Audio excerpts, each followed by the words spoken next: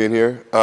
So we basically, I know yesterday I think technically was like our first start date, but we're still finishing up Winners Week this week. So we won't get to the meat of it till Saturday, and then really till next week. In my mind is when we'll actually crack it off. But just been really impressed with kind of where we're at right now. Got an older team, so they're easy to just throw new stuff at and pick up on stuff, which has been really good. So we're a little bit further ahead than we've been in the years previous. And everybody's healthy right now, and looking forward to getting this thing going. When you look at just this team from last year to this year at the same time, completely different. But Yeah. what are some of the pieces that you feel like, okay, I got something to work with, even though there's a lot of new guys? Yeah, I think obviously it starts with Dawson. Anytime you got a guy that you can play through, that's got experience. I think he's almost the leading returning scorer in the Big Ten. So once you have that piece, that's a huge piece. You go down the list of guys that are returning. With Mike Mitchell, a guy that's been in the system. Even KB, guy that's been in the system. Parker, a guy that's obviously been in the system. And then you kind of build from there. I think the one thing that benefited us with going in the portal with older guys is they've played college basketball, so we're not nearly doing as much teaching as we were last year.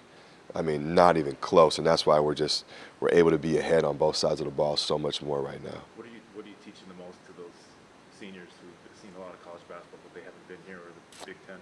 Yeah, I mean, you got just the ins and outs of our system that you're still re-emphasizing. But honestly, a lot of it now is taking ownership. Like it's teaching leadership a little bit, teaching ownership, teaching how practice energy should be consistently. Those are stuff that all those guys have been through that they know. And what does a winning practice look like? What does championship practices look like? How do you stack them on top of each other?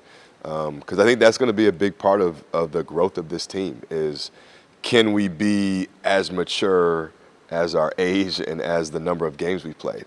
And I think if we can, then that's going to correlate to, hopefully some wins. How would you compare it to previous years, bringing in the number of transfers? You said you have to teach less on how to play, but having gone through that with the turnover each year with new guys, what are you fine-tuning and kind of teaching a culture as well? Yeah, it reminds me a lot of year one because there are older. So, again, the teaching – You're not teaching the stuff that you would a traditional freshman. Like you're not teaching, concepts. They all know, for the most part, defensive rotations, even though they're a little bit different. So you're not teaching like the basics of that. You're not teaching necessarily spacing on offense because they kind of have an understanding of that. So you're able to skip forward a lot. And so now it's just getting them more comfortable in how we do things and how things should look with how we want to play. And I think, too, just with the leadership piece, it's like now all these guys have an opportunity to lead because they are older, and that's now the expectation. So, how a drill should look, how practice should look, how weight sessions should look, how everything that we do should look, and getting those guys to just own it more. I think that's going to be so key for what we do, and then being able to bring the young guys along because I do really like our two freshmen and being able to get those guys to rise up to the older classes level, I think will be big because, those guys are talented and I think depth, this year across the board, hopefully will be something that's a positive for us. And so, being able to not have any weak links. Ben, after winning 19 games last year, winning an NIT game, how does that help with establishing what the standard is for the new guys coming in? Yeah, no, good question. Big time. I think that was kind of the emphasis when we talked about with Winners Week this week a little bit was, the work of becoming a winner was established. And I don't want these guys to come here and not feel like they did win, to win 9 league games, to win 19 games, to get postseason in the NIT and to win a game on the road. Like, there's a lot of winning that went into that. And so the returners, they need to view themselves like that. Like, this is not a rebuild from that standpoint. And their mindset has to be that, has to reflect that. They got to carry themselves in everything they do as if we're building off last year, even though we're a new team, because that's exactly what we're doing. So to your point, the standard is to build off 19 wins, to build off 9 league wins. I mean, we talked about, even here, I think we've won 10 league games since like the 90s. I think it's maybe 3 times. I mean, somebody could check me on that. I think it's like 3 times. I mean, think about that. And we were 1 win away from doing that in year 3 last year. And so we've talked about, and we're going to emphasize more, just the number 10, because that is the standard. And so I want our guys to feel like we're going this way, because that's what our mindset has to be. So everything we're doing, it's not building anymore. Now it's trying to add on to what we've done, but that's a mentality, and you got to be able to have that. Dawson fully cleared? Fully cleared, yeah. What does he look to add? He's been a veteran in this league. Yeah, I think the big thing for him to help this team is just, again, it's across the board consistency. He's got to be a guy that you can pencil in and you know what you're going to get, and then adding that defensive piece to it, because he's such an underrated defensive player as far as just communication and can he be a true defensive anchor for our team? Verbally, he knows all of the stuff. Like he understands the game. His IQ has grown tremendously. So now can there be carryover with that? And then I think he's taking a lot of pride, in the defensive rebounding part of it. Helping us being able to end possessions. We've really emphasized that this year. Is I think we should be a much improved defensive team, and I think the big key to that is you got to end possessions. You got to get the defensive rebound, and so he's kind of take that upon himself. I think having Frank here, who's been a good offensive and defensive rebounder, has motivated him a little bit more, which is a good thing. But I think if you just look across the board, not to put undue pressure on him, but he's able to be a closer. He's able to be a guy where, you can look at the leaderboard on a number of categories in our league, and he should be right there. And I know he wants that. So, I think he's the most confident he's been. His body feels great. I mean, he looks like $1 million right now. So I'm just excited to see, where he can take it. Is it true that you're viewing him, or at least some people are, as a wing? There's that a little of a stretch. A wing. You have to define a wing. Did he say that? I think it was one of the Big Ten analysts had him as one of the best wings in the I don't know if I wouldn't say that, no. And that's not a disrespect. That's not like saying he's not versatile and can play on the perimeter. But I think Dawson would tell you that's not, what he is. But I do think his shooting has really taken a step, and I think the next piece for him, like most guys that can shoot, is being selective and taking the ones, that you're ready to take and taking the ones that you can make, because that obviously helps percentages. The better shots you take when you're a good shooter, the more likely they're going to go in. But he's added, to his game from that standpoint, and I think the mid-range jumper he's added, and just, again, being more consistent with that. But no, as far as perimeter guys go, no, I would not put him in that category. So maybe a better question is for the 5 for Dawson, and then kind of Frank and Trey. Yeah. Yep. Frank, Trey, and I'll be honest. Obviously Fox is versatile, can play the 4 and the 5, and we have a kid Lincoln that's played well, and that's pushed guys. And it's funny, he transferred in Division II, and I'm sitting there the first week, and I'm like, man, how did this guy not play? And then they think about it, like he's at a disadvantage in Division II because everybody's small, so he's got no matchup. So there's a reason why he only played like 19 minutes a game, because most teams don't have somebody that he could guard defensively because everybody's small. So he comes here, and it's a much better fit because he's a true 5. So now you can play him. But he's been a really delight in practice. He's made guys better because he's long, he's crafty, he's a better athlete than you think, he's pretty skilled. Defensively, he's right up there in ball screen coverages because he can move his feet. Stuff he's done just athletically has really been a big surprise, and he's added depth. But those other guys in their own way, again, are versatile. Like Dawson can play the 4, and then if we go small, quote unquote small, he can play the 5 for sure. There'll be times, because we got depth at the perimeter spot, where you could go really small. You could play Fox at the 5, and you could play 4 perimeters around him. And now you're looking at, all right, defensively, how are they going to match up with that? And so I'm excited to see, what we can do, because overall depth-wise, this is the most we've had where there's not like a big drop-off. I mean, that's why practices have been so competitive and why guys don't want to be hurt, guys don't want to be out, because they know, you know, if you're missing out on reps, somebody's going to be hungry to take them. That's a capable player that can help us, and we haven't had that till now, and we got to find a way. I got to find a way to help us use that as our advantage. Realistically, I will say, there's not a guy that you couldn't slide in with the mix of guys that could start. You know, we're going to have a team where, depending on matchups, maybe you could have different lineups, and sometimes it's not what a guy did or didn't do. It could be just who we're going up against or what gives us the advantage. This, 9 deep. yeah, oh yeah, I could easily. I mean, you could go 10, 11. Like there's groups of guys that you could put together all the way to 11, 12 that there's not, like, you're not seeing them out there and going like, oh my God, you know. Whereas in the past, we really couldn't say that. I think the freshmen have done a great job of like lifting their level of play because they've been forced to. Because we have such an older team, it's like sink or swim, and those guys are competitors. I think Caleb's done a great job coming here and adjusting to this level. So you can sprinkle in those guys with a mix of older guys. And again, it's not like you're out there looking like, oh my God, what's going on, which is a good thing.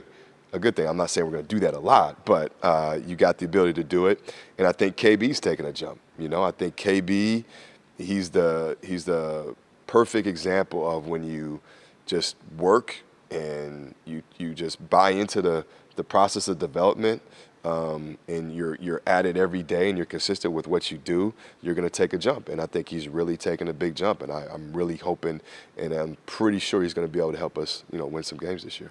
Where has he made the most? I think the biggest thing for him is being able to translate. He's always been good in workouts. Like, you watch KB work out and you're like, man. But there's a difference between, being able to work out and then carry that over to production. And some of that isn't his fault. Like, he hasn't had the reps or he hasn't had the game experience to have the confidence to do that. So some of it, I'm putting him at a disadvantage. But it's just nice to be able to see him be rewarded for, like, okay, you're working your butt off, and now in practice you're seeing that, and you're able to produce and impact practice and impact your team winning. And then with that comes confidence. So I think you got two things. You got him now feeling like, okay, the work I'm putting in, it's going towards something, and I'm seeing the benefits of it. And then also, because I'm seeing the benefits of it, like, I'm more confident. And he's still young. And I just told him, like, right now you just want to fight to get in there and be in the mix. And I think he's put himself in position to be in position, which is, I'm excited for it. You want a guy that works that hard and is about the right stuff to be rewarded, and he give him all the credit on that. I was at the volleyball match last night. Before I walked in, there's students lined up around the corner to come in. I know you're doing a student event today. Like, how important is that group, for your atmosphere, and how important is it just to get the fans excited about this team early? Yeah, no doubt. I mean, obviously, congrats to volleyball. They're having a monster year, and it's cool to hear that. Somebody told me that it was wrapped all the way around, which is awesome. I mean, I hope people realize how much of an impact not only the student section but just the overall attendance matters and makes. It's night and day. You look at, even in our league, some of the places where in the past you might have said, hey, you can go there and, it's not as tough. Like, you can't say that anymore. And it doesn't necessarily matter how big your place is. It matters is, like, how many people are there making the environment. People make the environment, right? It's not necessarily the optics or what it looks like. Like, it's the people in the building that make the environment. And this league, I mean, you look on the wall, this league's a monster. And you have to give yourself every advantage to advance or put yourself in position for postseason. The best way to do that is protect home court, and you can't do that alone. So, yeah, begging fans, students, they matter tremendously. And I think it goes along with, like, development of our program. Like, development of our fan base is just as important, and hopefully we're going to continue to grow that as we grow the program. Take a step last year, you felt like? I did. I really did. And it helps to win. Like, I'm not an idiot. Like, I know, but it's the old, what comes first, chicken or the egg? And, I just want them to know, like, we play every home game. It all matters at the end of the day. and especially when you get into league play. And so, I'm hoping we can spread that message. And I think winning helps in general. Like, I hope they go to the volleyball game and they feel that, like, they impacted that and how fun that is. And then that trickles down to going to soccer games, and supporting them. And then obviously football. And the more everybody wins, I just think, like, the morale of campus it's uplifting. And then people want to be part of winners and winning. So it just kind of trickles down. What's a realistic expectation for Parker this year? I mean, you saw him get through a season fully healthy. You saw his confidence grow throughout the year. What's sort of your thoughts for him this year? Yeah. I thought, again, that was last year. That was the biggest, one of the bigger victories, was just to get him, to that point where he could play, and then to be consistent with his minutes. I thought was really, really good, and just to build on that, I think. Obviously the older you get, it doesn't get easier with your body, as we all know. Like, it gets harder and there's more maintenance the older you get. But he's relentless with his upkeep, and he knows his routine. And so, if he can give us what he gave us last year, if he can give us more, obviously I'll take it. But I think for him, he knows his value here, and he knows now, confidence-wise, that he can make it through a whole year. I think that's half the battle with that, is that now there's no doubt anymore. Like, you look at him out there, when you make it through a whole year and you're in every game and you're playing whatever it was, 15 to 20 minutes, there's no second guessing. And so now I'm anxious to see, all right, with another year of good maintenance under your belt and that confidence and winning, and now it's your last go around for sure now. So there's nothing left in the tank. Honestly, that was on purpose, man. Like, there's so much I could go on a soapbox about the portal, but no, it's on purpose. It's like, you got to look at it, a couple ways. So when you lose guys, and I'm happy for Cam. Shoot, I was more excited than anybody. Did I necessarily know he was going to go after 1 year? Had no idea. Was it a possibility? Yeah. And as the year progressed, I started to tell staff, fellas, this is going to be realistic now. A couple of the other guys that left didn't necessarily know that was going to happen. So then when you got to replace production, and you got to replace, Pharrell, who was going to be a junior, who was probably going to be pretty good. Josh was going to be a junior. Brain was going to be a junior. You got to go, okay, we can't replace this with freshmen and sophomores. Well, then you got to think about, all right, how do you do that where you can still win?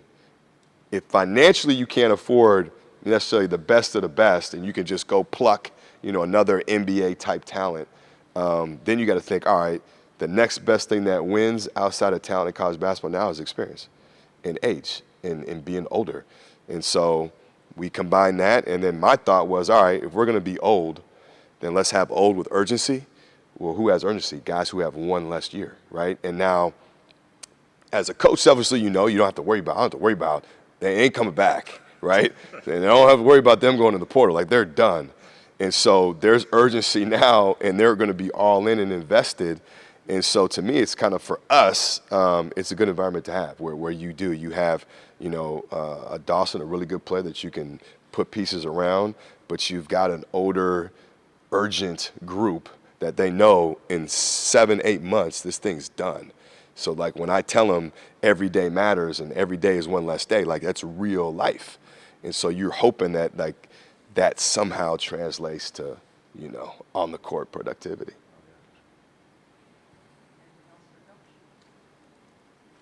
We're good?